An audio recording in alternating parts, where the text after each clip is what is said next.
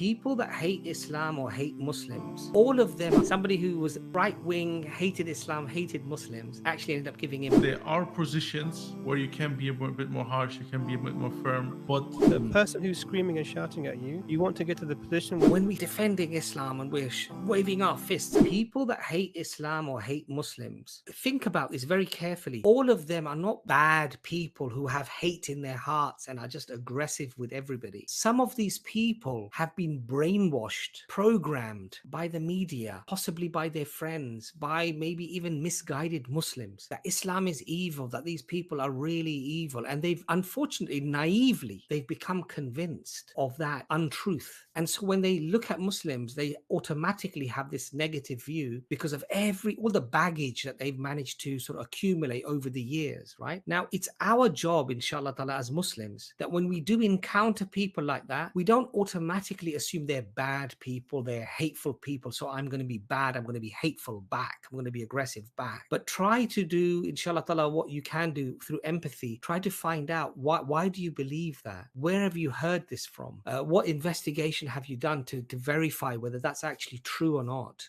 I think it was Hamza Zoltzis who was chatting. There was somebody from the right wing, Britain First or whatever. And in the beginning, he was being a little bit perhaps aggressive or sharp, but, harsh. Hamza was just talking to him nicely. At the end, he gave Hamza a hug before he left. He actually went and hugged him. Somebody who was right wing, hated Islam, hated Muslims, actually ended up giving him a hug. And this is the thing: if we truly live according to the Islam, and we try to live Islam, and we try to show people that this is Islam, this is the higher ground that Islam elevates the individual to. Once they get a flavor of that, a taste of that, inshallah ta'ala, we will start seeing change. And I'm not saying that we become pushovers, and I'm not saying that we don't. If some of you've seen my recent few videos with Chris or one or two other people, I think I was quite assertive with him, in a sense that I wouldn't let him bulldoze the conversation, right? We have to be firm, but we can do that respectfully. We can do that with the ideals of Islam. And then inshallah ta'ala, just see the other person. If you tackle it in that way, okay, this person's saying hateful things, horrible things, but let me find out where they got this information from. Let me say, look, if that wasn't true, would you still be upset about with Muslims? Would you still be angry? Would you still hate Islam? Would you still be against the belief of God? If the things that you've quoted me were actually untrue, if they were lies, would you be prepared to have that conversation? Sometimes, if you just have that very honest conversation with people, mashallah, this country, England, where we live, alhamdulillah, I think still has a lot. The majority of people, I think, are still good, but we just need to connect with them, inshallah ta'ala, with empathy and with understanding as to, and what if we hadn't been born in a Muslim family, many of us, and we heard all this negative thing about Islam? How many of us would have found Islam? I just want everyone, even the people, maybe this advice to the people who use this harsh approach, and first and foremost for myself, that we look at the evidences from the Quran and the Sunnah in context of da'wah,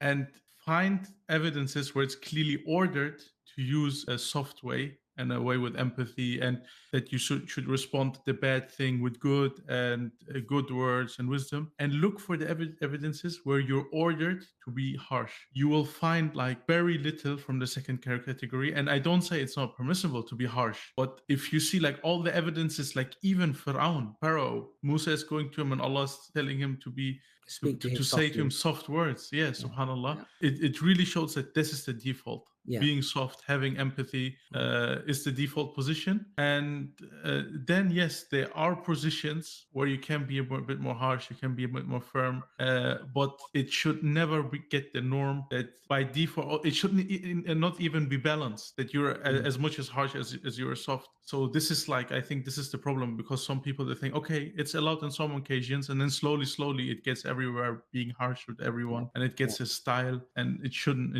evolve to that. So this is from Surah 41, verse 33. And whose words are better than the one who calls others to God, does good and says, I am truly one of the Muslims? Good and evil cannot be equal. Respond to evil with which is best. Then the one you are in a feud with will become like a close friend. Subhanallah. And this is really, so it's amazing that you're the person who's screaming and shouting at you, you want to get to the position where they become your close friend. And I just want, it's really this is the key. So things are not black and white. And what you might be feel very strongly about may have many nuances and many things that you need to look at to really evaluate things clearly. But when you're young, you don't do that. And what we need to realize, brothers and sisters, is that when we are unnecessarily harsh, when we think we're defending Islam and we're waving our fists and we're being all angry when we're talking about, and we think we love Islam and we're defending Islam, what we're doing often is we're turning people away from Islam, because you're just simply living the stereotype of that angry Muslim who's angry with everybody, angry with anything. Anyone that says anything against Islam, he gets angry immediately and he starts to, wave his fists around. And what we need to realize is that's not Islam, okay? And that's not how the Prophet spoke with people. So please study the religion. And like Brother Arfan said as well, look at the injunctions. Look at what Dr. Imran just said. The Quran doesn't say people who you have disagreement with. The Quran says something that's quite severe in terms of interaction. Not somebody you disagree with, not somebody who is being slightly harsh about Islam to you. The Quran uses a term which is enmity, which is like enmity. Right, enmity, like real opponent feeling of distrust and of upset and of anger. Okay, that even that will be changed and overturned if you repel with that which is better. Subhanallah.